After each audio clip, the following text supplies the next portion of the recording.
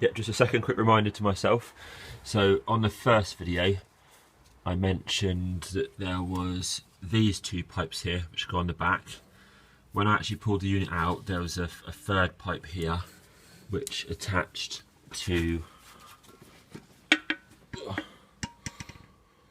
which also attached onto here. So I'll see which way around they went. So I don't remember. I just obviously just pulled it out and then it just fell off. So it must have gone onto there. And then of course there's also the pipe here and the ball socket to connect on there.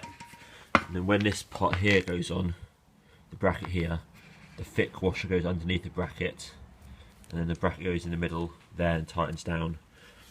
That's that part. Okay, yep. That's the key stuff. Excellent. Amazing.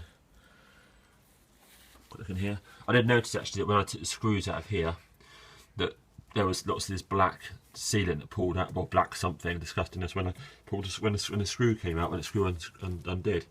So same that side there. So I'm not sure that's all. That's just built up of dirt, or someone's put some sort of sealant on there. But I'll get a torch. I'll get a torch in there and see. I haven't got one to hand, but I'll get a torch in there and have a look.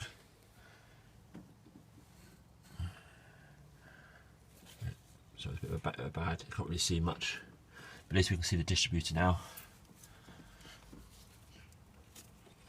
And actually, that was in, but it's not in. That wasn't in particularly tight. That feels pretty loose. Oh, sorry. So yeah, that just feels very very loose. That does.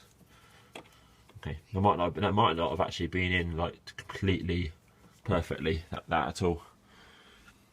Okay, there we go. Excellent. I can't see. Okay,